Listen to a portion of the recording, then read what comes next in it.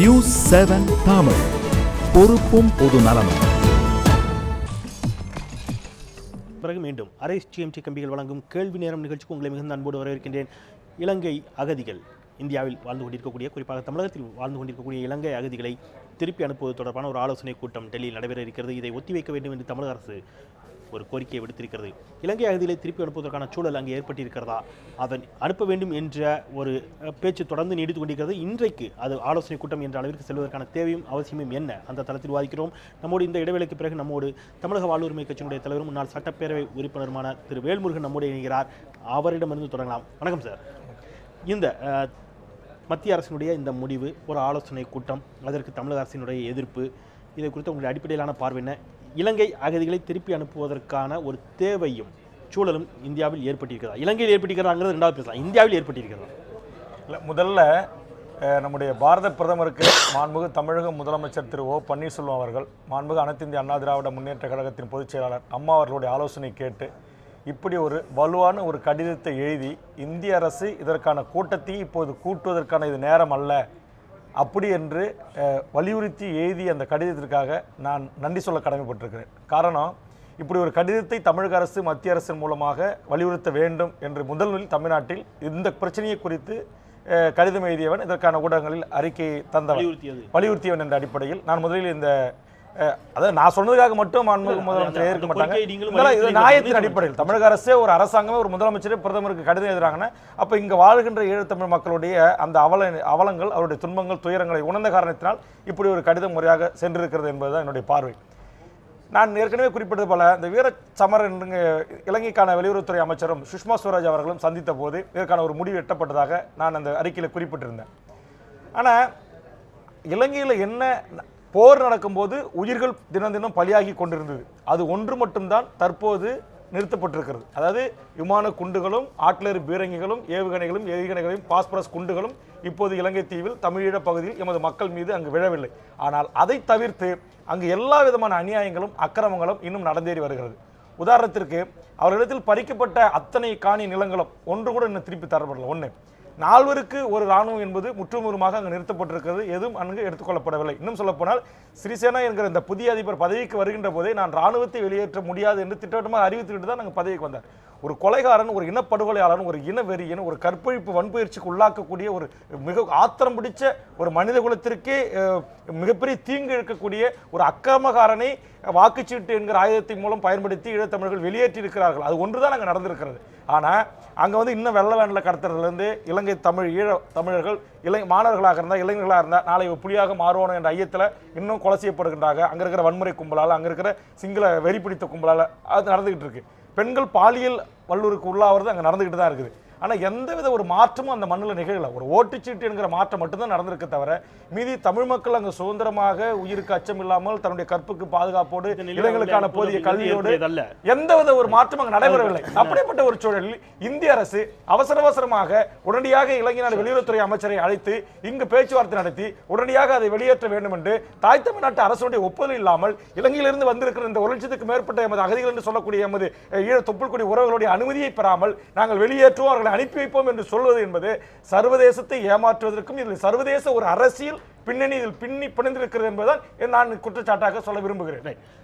இலங்கை அகதிகளை அங்கே திருப்பி அனுப்புவதன் மூலமாக, ஏன்னா இன்றைக்கு அங்கே இருக்கக்கூடிய அதிபர் உள்ளிட்டவர்கள் எல்லோருமே அந்த போரில் பங்கெடுத்தவர்கள் அப்படிங்கிறது தொடர்ந்து ஆதாரப்பூர்வமாக வைக்கப்படக்கூடிய குற்றச்சாட்டுகளாக இருக்கக்கூடிய ஒரு நிலையில் இருந்தாலும், அந்த மக்களும் தமிழ் மக்களும் சேர்ந்து தான் அவர்களை ஆட்சியில் அமர்த்தியிருக்க. அது ஒருபுறம் இருக்கட்டும். சர்வதேச சமூகத்தில் ஐநாவில் இலங்கைக்கு எதிரான போர்க்குற்ற விசாரணையை கொண்டு வர வேண்டும் என்ற தொடர்ச்சியான குரல்கள் வலியுறுத்தப்பட்டு கொண்டிருக்கக்கூடிய ஒரு நிலையில், இதுபோல் இந்தியாவிலிருந்து அகதிகள் திருப்பி அனுப்பப்படுவதன் மூலமாக இலங்கையில் ஒரு சுமூகமான சூழல் ஏற்பட்டு விட்டது என்ற ஒரு தோற்றத்தை சர்வதேச சமூகத்திற்கு ஏற்படுத்துவதற்கு இந்தியா முனைப்பு காட்டுகிறதா? அதாவதுங்க, ரொம்ப சாதாரணமாக சொல்லணும்னா, அருமை சகோதரர் திரு வேல்முருகன் அவர்கள் மிக உணர்ச்சி பூர்வமாக பேசினாங்க. பல இடங்களில் உணர்ச்சி பூர்வமாக பேசுவது மட்டுமே ஒரு உண்மையான ஒரு நிலைப்பாட்டுக்கு தேவையான ஒரு அடித்தளமாக இருக்காது. மாற்றாக அது அவர்களுக்காக ஒரு ஆட்டம் கொடுக்க வேண்டிய ஒரு நிலையை கூட கொண்டு வந்து விடலாம். இதற்கு முன்னால் பேசிய முன்னாள் எம்பி அவர்கள் திரு முத்துமணி அவர்கள் குறிப்பிட்டார்கள், 13 லட்சம் பேர்கள் பல நாடுகளில் அகதிகளாக இலங்கை தமிழர்கள் வாழ்ந்து கொண்டிருக்கிறார்கள். அந்த நாடுகளில் எடுக்கப்படாத இந்த விஷயம் இன்றைக்கு தமிழ்நாட்டில், இன்றைக்கு இந்தியாவில் ஏன் குறிப்பாக எடுக்கப்பட்டிருக்கிறது என்று கூறுகிறார்கள். இலங்கை இந்தியாவிற்கு அருகில் இருக்கிறது மிக குறிப்பாக. அடுத்தது அந்த வெளியுறவுத்துறை அமைச்சர் இங்கே வந்திருக்கிறார் இந்தியாவிற்கு வந்தபோது பல கருத்துக்கள் பேசப்பட்டிருக்கிறது. பல கருத்துக்கள் பேசப்படும் பொழுது அவர்கள் செய்த தவறுக்கு பிராயச்சித்தத்தை தேடுவது போல் அவர்கள் ஒரு மன்னிப்பை கோருகிறார்கள். அவர்கள் இதற்கு நாங்கள் என்ன செய்ய வேண்டும், நாங்கள் எப்படி செய்யலாம், அத்தனை கருத்துக்களும் 1 2 அல்ல. இதற்கு மிக மிக சுருக்கமாக கூறிவிடுகிறேன். பல கருத்துக்கள் எடுத்து வைக்கப்பட்டிருக்கிறது. இந்த இடத்தில் இந்திய அரசாங்கம் மிக குறிப்பாக பார்க்கும் பொழுது அத்தனை மக்களிடத்தும் கருத்தை கேட்கிறது. இதில் மிக கூர்மையாக நீங்கள் கவனித்தீர்கள் என்றால், இதை United national high commissioner for refugees அப்படின்ற ஒரு அமைப்பு இவர்கள் இருந்து ஒவ்வொரு ஒரு அகதிகளிடம் கூட சென்று அவர்களோட நிலை என்ன, நீங்கள் என்ன நினைக்கிறீர்கள் என்று கேட்கிறார்கள்.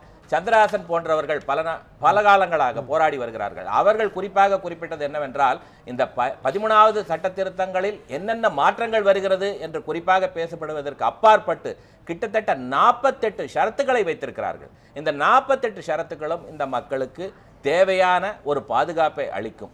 அந்த பட்சத்தில் தான் இவர்கள் அடுத்த கட்ட நடவடிக்கை எடுப்பார்கள். நீங்க சொல்லக்கூடிய 48 ஷரத்துக்கள் அப்படிங்கிறது இங்க இருக்கக்கூடியவருடைய அடிப்படையிலான கேள்விகள். போரில் பாதிக்கப்பட்டு இது 2009 அதுக்கு முன்பும் கூட இல்ல வந்தவர்கள் அவருடைய வீடுகள் எந்த போர் அப்படிங்கிறது இருக்கு, அவருடைய வீடுகள் முற்றிலுமாக அங்கே அளிக்கப்பட்டீங்கன்னா அவருடைய இளங்கள் அவருடைய வாழ்வாதாரம் முற்றிலும் அளிக்கப்பட்டிருக்கக்கூடிய நிலையில் அவங்க கார்த்திகேயன் ஒரு வாதத்தை வைக்கிறார். இங்கேயே டிகிரி முடித்தவர்கள் ஆயிரக்கணக்கானவர்கள் இருக்கிறார். 4000 பேர் இங்கே 400 யூனிவர்சிட்டிகளில் இதெல்லாம் மாணவர்களுக்கு படிப்பு கொடுக்க வேண்டும் என்ற அரசாணை இருக்கிறது. போனாங்கன்னா முதல்ல அவங்களுக்கு இருப்பதற்கான இடம், அவர்களுடைய அன்றாட உணவுக்கான தேவை, வேலை வாய்ப்பு, இவையெல்லாம் எந்த அடிப்படையில் உத்தரவாதம் கொடுக்கப்படும்? அவர்கள் வாழ்ந்த சொந்த இடங்களில் சொந்த வீடுகளில் இன்றைக்கு இராணுவம் ஆக்கிரமித்திருக்கிறது அப்படிங்கிற ஒரு குற்றச்சாட்டை வைக்கிறாங்க.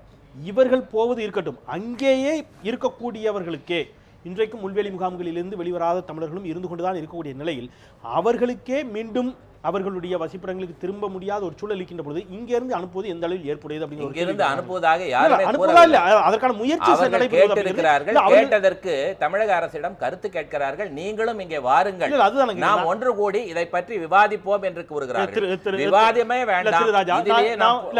நான் என்னுடைய கேள்வி அப்படிங்கிறது, நாம் பாஜக இங்கிருந்து பாஜக அரசோ மத்திய அரசோ இவர்களை களத்தை பிடித்து வெளியில் தள்ள முயற்சிப்பதாக நான் சொல்லவில்லை. அந்த குற்றச்சாட்டுகையும் நான் சொல்லலை. என்னுடைய கேள்வி அப்படிங்கிறது, இப்படி ஒரு ப்ரொபோசல் அங்கேருந்து வருகின்ற பொழுது நீங்கள் இங்கே அனுப்புங்கள், நாங்கள் அவங்கள பத்திரமா பார்த்துப்போம், நாங்கள் பாதுகாப்பாக இருப்போம், அவங்கள நல்லா கவனிச்சுப்போம் அவங்க சொல்றாங்கிற பொழுது, ஏற்கனவே உங்கள் தேசத்தில் வாழ்ந்து கொண்டிருப்பவர்களை இன்னும் பாதுகாப்பாக வைக்கவில்லையே அப்படிங்கிற ஒரு கேள்வியோ அல்லது அதற்கான ஒரு அழுத்தத்தையோ கொடுத்து அங்கே ஒரு பாதுகாப்பான சூழலை ஏற்படுத்தினால் அந்த நம்பிக்கை வரும். நாங்களும் இந்த பிரச்சனையில தலையிட மாட்டோம் ஒரு வர வேண்டும் என்பதில் அத்தனை பேரை விட இந்திய அரசாங்கம் மிக உன்னிப்பாக கவனித்து வருகிறது, பேசிக் கொண்டிருக்கிறது.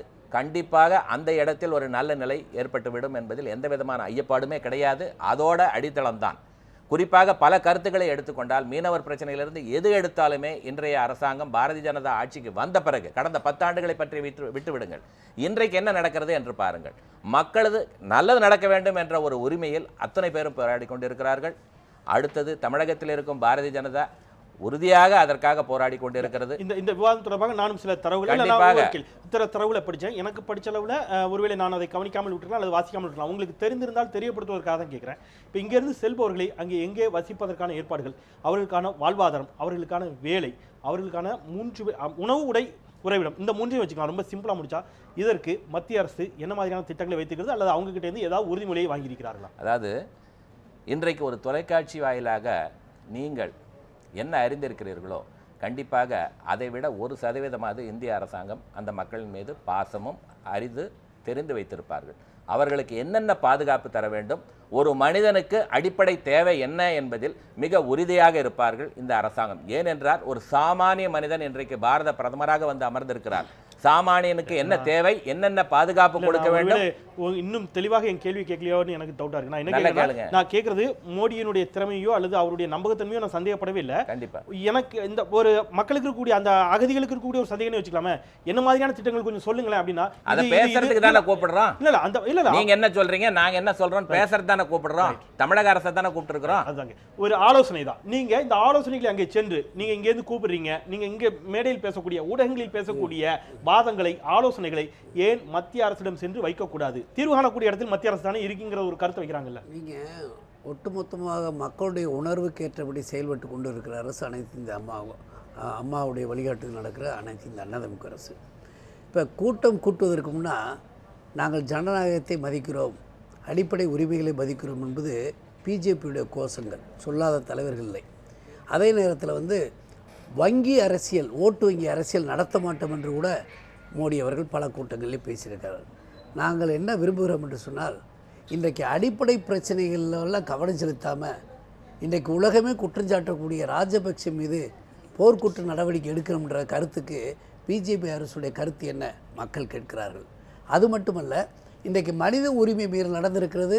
ஐநா சபையின் சார்பாக மனித உரிமை ஆணையம் விசாரிப்பதற்கு என் நாட்டுக்குள் நுழையக்கூடாது என்று சொன்ன ராஜபக்சவை நம்முடைய ஈழத்தமிழர்கள் தோற்கடித்திருக்கிறார்கள். நண்பர் வேல்முருகன் சொன்ன போல அது மட்டும் நடந்திருக்கிறது. ஆனால் அந்த ராஜபக்சே விஷயம் முடிந்து விட்டதா என்றால் இல்லை. அந்த இனப்படுகொலைகளுக்கு அவரும் அவரது குடும்பத்தை சார்ந்தவர் அதிகாரத்தை திசுவதற்கு என்ன நடவடிக்கை? என் நாட்டு மக்கள், எமது உடன்பிறப்புகள், தமிழ்நாட்டின் தொப்புள்கூடு உறவுகள் முந்தைய ஐக்கிய முற்போக்கு கூட்டணி அரசு செய்த தவறை பிஜேபி தொடரக்கூடாது என்று விரும்புவதில் தவறு இல்லை. எனவே மரியாதைக்குரிய மோடி அவர்கள் ராஜபக்சேவும் அவரை சார்ந்த குடும்பத்தாரும் இனப்படுகொலை செய்ததற்கு, போர்க்குற்றம் புரிந்ததற்கு என்ன நடவடிக்கை? பிஜேபியுடைய கருத்து என்ன? இது இரண்டாவது.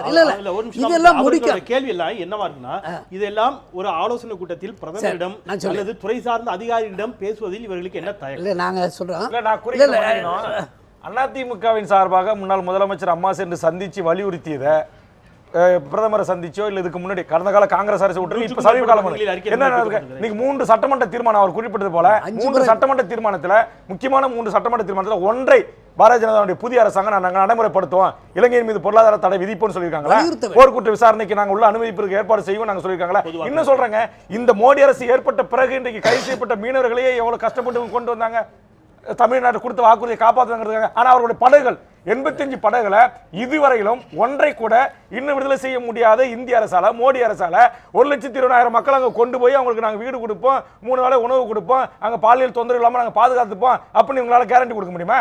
உங்க நாட்டு சொந்த மீனோட படகை மீட்கப்படல, உங்க நாட்டு மீனவனை சுட்டு கொண்டவனே ஒரு திருநாட்டு வழக்கு பதிவு பண்ணி அவனை கைது பண்ண முடியல. உங்களால மாற்றம் தருகின்ற மோடி அரசு என்ன மாற்றத்தை கொண்டு வந்தீங்க?